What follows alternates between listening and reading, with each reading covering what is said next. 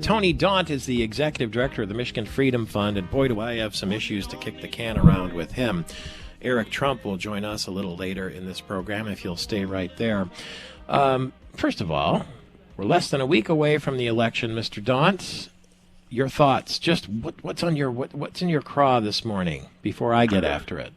Oh boy! Well, when I was a kid, you would always.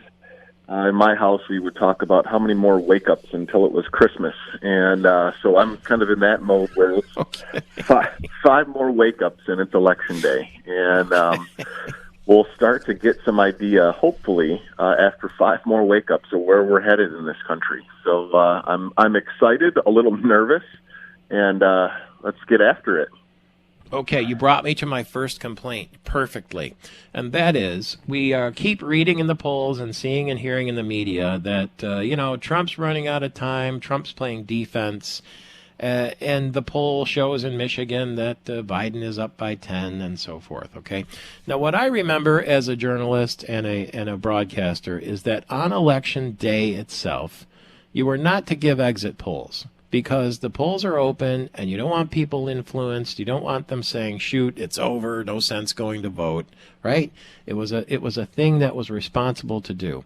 But now that we have open voting or voting anytime you want or whatever you want to call it, mail-in ballot, and all we keep hearing is, don't vote on Election Day, mail it in early, the race is over, he's 10 points behind. It seems unfair to me to focus so much on polling because it could discourage people from showing up. We don't have an election day anymore. We have an election month. Am I naive? No, I don't think that's naive at all. I think that is one factor of why so many people in this state and in this country have a problem in some degree with voting. This early voting and mail, whether it's early voting, the technical version of early voting in these states where you go vote, you turn it in, and they open it and they process it and they've counted it, and you can't go back and get it. Here in Michigan, there's this they're conflating the issue of early voting with absentee, where if I was to take my absentee ballot in right now and give it to the clerk, and then 2 days from now, I was like, oh, you know what? I've changed my mind. I could go request that ballot back, spoil it, and vote again. So that's not technically early voting. That's absentee, and you have the chance to go get it back.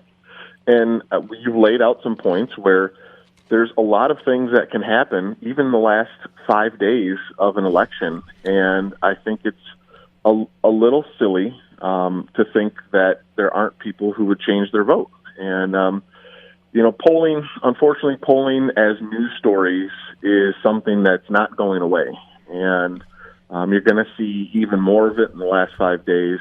And, you mentioned as you were coming up through the ranks of journalism and broadcasting, I think that world is dead in many ways because as we've seen over the last few weeks with just the effort to spike the Hunter Biden laptop. Now, whether that story is fully true or not, whether you believe every piece of it, the idea that the media, and social media in particular, are the arbiters of what should be reported, who should see it and read about it and investigate it, is just so ridiculous and so un-American that I can't believe that there aren't other media outlets up in arms over how New York Post in particular has been treated. And I think it does have an effort that reeks of trying to put the finger on the scales for one party. And, it's probably actually made the story have a little more legs than normal. Here's my next point, which you also led perfectly into, and that is this idea of open carry at the polls being banned by Jocelyn Benson. First of all, I don't ever remember that being a problem. Second of all, I think these are smart enough people to know that that ban was not going to be upheld by the court. Dana Nessel's going to appeal it, apparently. In fact, here she is saying that yesterday during a press conference. We will have this resolved by November 3rd, and we will make it clear exactly what the rules are and are not prior to people going into the polls on that particular day. Since when do we have a problem with this? Never. And, it is such a terribly cynical attempt by Dana Nessel and Jocelyn Benson and Gretchen Whitmer and the rest of the Democratic establishment to make this an issue. And for all the hysterical fears about Donald Trump refusing to leave office if he doesn't win, and kind of instill this idea of fear and chaos and authoritarianism. That type of action by Nessel and Benson on this issue leads to exactly that, to the kind of fear, and people wondering, oh gosh, there must be this rampant issue of people bringing guns to the polls. I've been working in politics for over 20 years now, which is difficult to say because that makes me seem a lot older than I want to be. But I have never once heard of this issue, seen of this issue, talked to any other operatives or activists or grassroots folks who've seen it, or clerks. Many clerks that I talked to are like, this has never been an issue. And unfortunately, they're just trying to use the climate, the climate of fear, and add to it. And it is terribly cynical. And I'm glad to see that they've been slapped down by the courts thus far.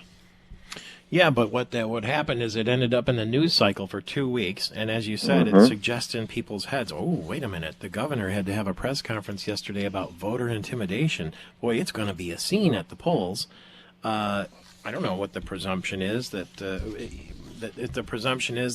Democrats vote early, so there's a discouragement from people going to the polls, and you can just put it in the media, even though you know it's not going to really happen, and scare people. That's what it feels like. Maybe that's a conspiracy theory. No, I don't think it is. I'm glad you asked about this because it really is. It's something that has really stuck in my craw since they started talking about it. Because again, I've literally never heard of this issue, of this being a problem. And now by bringing it up, what they've surely done is not only put the idea of fear in people's heads, they've put the idea in the heads of jackwagons who might think, oh, well, this is a great way for me to get some attention and for me to, challenge the governor and to challenge the Democrats is by doing this. And it's just foolish. It is inviting problems for no reason. How can people help you in your effort? You said 5 more wake-up days till the election. Michigan Freedom Network and the Michigan Freedom Fund is active and available. How can they connect with you, and how can they help you? Well, great question.